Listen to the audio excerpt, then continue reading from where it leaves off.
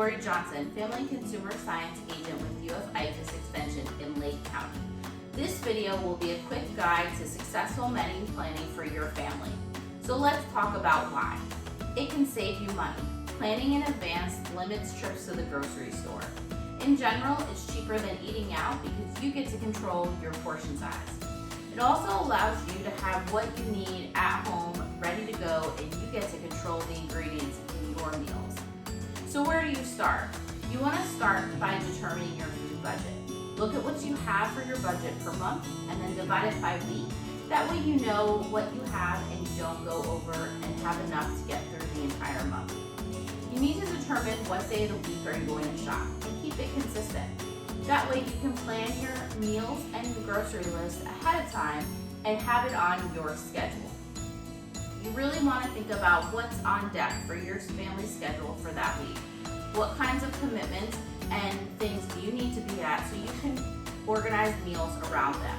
That way you have enough time to cook the meals you plan to. Keep longer recipes for the weekend or when you have more time to cook. You really want to start with dinner, but think about all the meals throughout the day and snacks, because those count too. Take inventory of your fridge, pantry, and your freezer. Think about what you have on hand. How can you incorporate those in your meals, in your snacks? That way that limits how much you have to buy and you're rotating your foods. Rotating your foods keeps your foods fresh and also eliminates waste.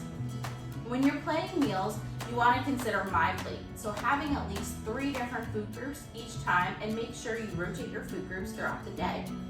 You really want to focus on lean meats and proteins and use herbs and spices for flavor that can improve your health. You want to make sure half your plate is fruits and veggies. Also, 2 to 3 different colors of fruits and veggies each day.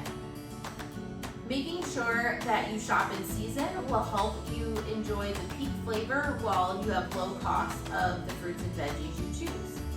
Half your grains should be whole grains. This is going to be important for heart health and to keep your digestive system on track. Also choosing low fat and fat-free dairy to round out your plate. A variety of foods is important because the variety of foods, the colors in your food, everything gives you different vitamins and minerals that helps your body function every day at its best. Choosing to cook with different herbs and spices instead of salt will help keep your heart in perfect shape. Leftovers. Will there be any? You may have a side as a leftover, you may have a portion that you can use for another meal. Maybe it's an entire meal that you can freeze for when you have less time to cook. Maybe you want to make a double batch because it's a family favorite and that way you have extras for when you need it. Once you plan your menu, make sure you write it down. Whether it's on a dry erase board, a chalkboard, your phone, a calendar, whatever works for you, make sure you write it down and stick to it. You want to consider healthy cooking methods. So steaming, roasting, sauteing, grilling are all part of what each week should include. So steaming is the process of cooking our food over boiling water in a steamer basket, and this keeps it moist so you can do chicken, you can do veggies, it keeps that nutrition in. Also roasting. Roasting is over a dry heat at a high temperature, a single layer, and that's great for not only veggies, but you can do meats as well, you can do fruits. And if your family is not keen on certain veggies, this is another way to use a healthy oil like olive oil with some herbs and spices and toss them and then lay them out on a rack, and that way you have a different flavor to those veggies. Sauteing or stir frying, using a healthy oil like olive oil or canola oil just a little bit and rotating that food, stirring it quickly, will cook it evenly, and we'll give it a lot of great flavor as well.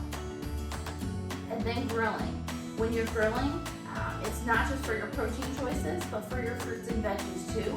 Again, it gives you another healthy cooking method, and we all love a good barbecue. Think about these methods when you're thinking about what recipes you're going to choose for your menu next week. After you plan your menu, build your grocery list. This will help ensure that you're going to the store once a week and not making those extra trips that can cost you more out of your pocket. You want to organize your list in either the order of the grocery store or maybe by food group, whichever works for you. But make sure you take that list to the store. That will help limit impulse buys and keep you on track. Also limit the amount of time you spend at the grocery store. Follow these easy steps to help your family and to help you stress less when asked what's for dinner.